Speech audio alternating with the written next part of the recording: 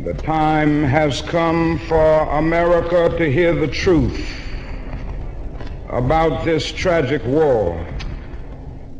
Now, I've chosen to preach about the war in Vietnam today because I agree with Dante that the hottest places in hell are reserved for those who, in a period of moral crisis, maintain their neutrality.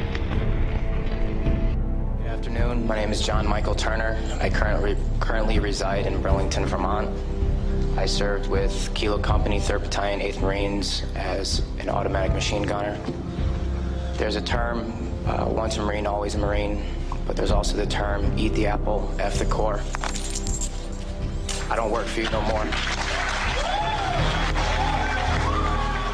That was John Michael Turner stripping his medals and ribbons from his chest and throwing them into the audience to the applause of attendees at Winter Soldier. Turner then went on to describe some of his time in Iraq.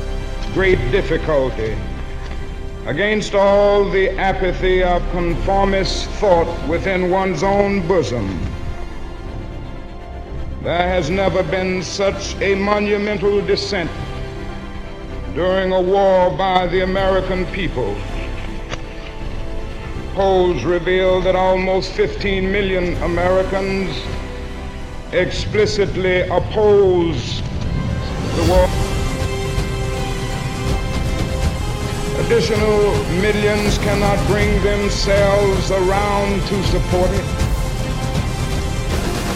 This reveals that millions have chosen to move beyond the prophesying of smooth patriotism to the high grounds of firm dissent based upon the mandates of conscience and the reading of history. Now, of course, one of the difficulties in speaking out today grows out of the fact that there are those who are seeking to equate dissent with disloyalty. We were all congratulated after we had our first kills, and that happened to have been mine. My company commander personally congratulated me, as he did everyone else in our company. This is the same individual who had stated that whoever gets their first kill by stabbing them to death will get a 4-day pass when we return from Iraq.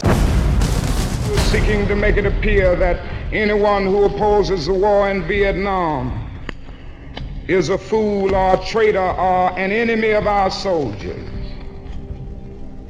is a person who has taken a stand against the best in our tradition. Many persons have questioned me about the wisdom of my path. Why are you speaking about the war, Dr. King? Why are you joining the voices of dissent?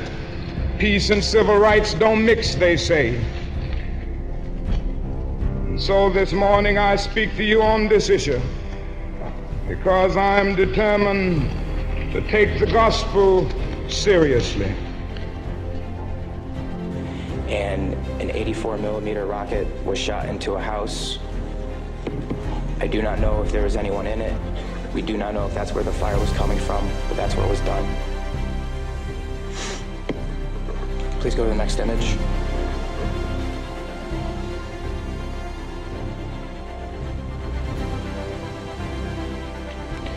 This man right here was my 3rd confirmed kill.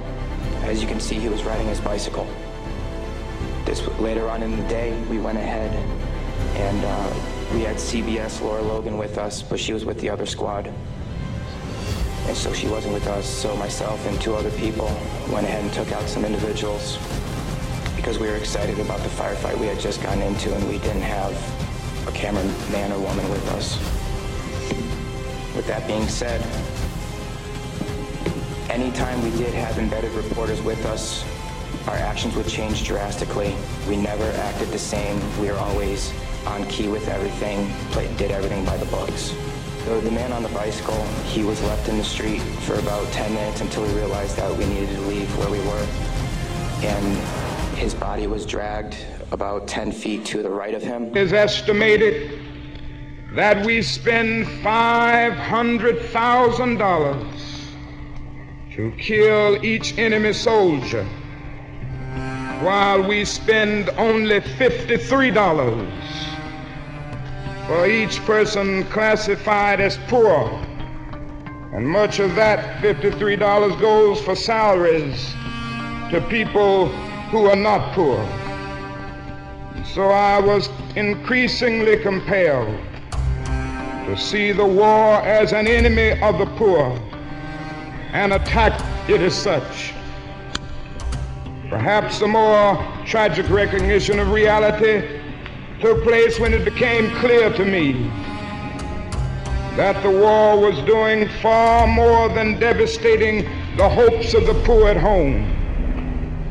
It was sending their sons and their brothers and their husbands to fight and die in extraordinarily high proportion relative to the rest of the population. We were taking the black young men who had been crippled by society and sending them 8,000 miles away to guarantee liberties in Southeast Asia. Where legal remedies are not at hand, redress is sought in the streets, in demonstrations, parades, and protests, which create tension and threaten violence and threaten lives. We face, therefore, a moral crisis as a country and a people. It cannot be met by repressive police action. It cannot be left to increase demonstrations in the streets. It cannot be quieted by token moves or talk. It is a time to act in the Congress, in your state and local legislative body, and above all, in all of our daily lives.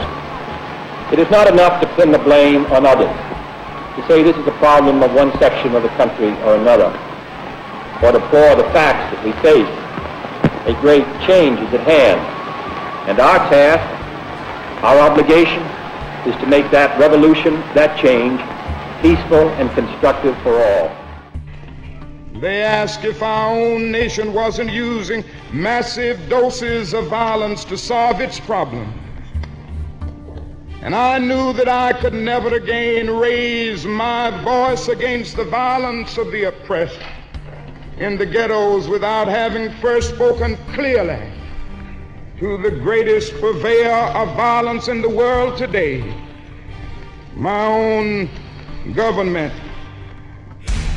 America and most of its newspapers applauded me in Montgomery. I stood before thousands of Negroes getting ready to riot when my home was bombed. Said, we can't do it this way. They applauded us in the sit-in movement.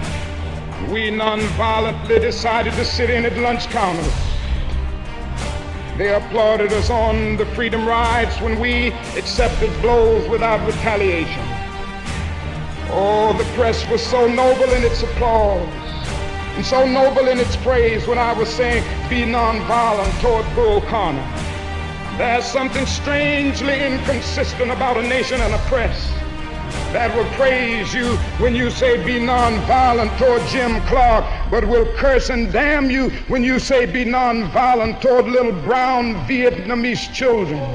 There's something wrong with that press.